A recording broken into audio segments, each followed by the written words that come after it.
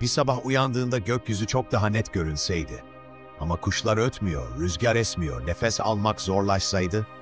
Çünkü o sabah dünyanın atmosferi kaybolmuştu. Atmosfer, dünyayı koruyan görünmez bir kalkan gibidir. Bizi güneşin ölümcül ışınlarından, göktaşlarından ve soğuktan korur. Ama bir anda kaybolsaydı, gökyüzü karanlığa bürünür, nefes almak imkansız hale gelirdi. Gökyüzü artık mavi, görünmezdi. Çünkü mavi rengi veren şey, atmosferdeki ışık saçılmasıdır. Artık gökyüzü tamamen siyah olurdu. Gündüz bile yıldızları görebilirdik. Atmosfer olmadan güneşin ultraviyole ışınları doğrudan yeryüzüne ulaşırdı. Cilt birkaç dakika içinde yanardı. Bitkiler kurur, hayvanlar ölürdü. Dünya ölümcül bir radyasyon cehennemine dönüşürdü. Atmosfer olmadan hava da olmaz.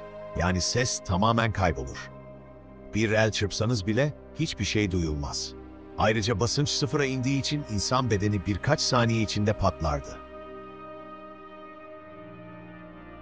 Atmosfer bizi yalnızca ışınlardan değil, uzay taşlarından da korur. Artık her gün binlerce göktaşı yeryüzüne çarpardı. Küçük taşlar bile ölümcül olurdu. Gökyüzü ateşle dolu bir ölüm yağmuruna dönüşürdü. Bilim insanlarına göre atmosferin tamamının kaybolması neredeyse imkansız. Ama geçmişte Mars'ın atmosferi gerçekten kayboldu. Ve bugün Mars donmuş sessiz bir çöl.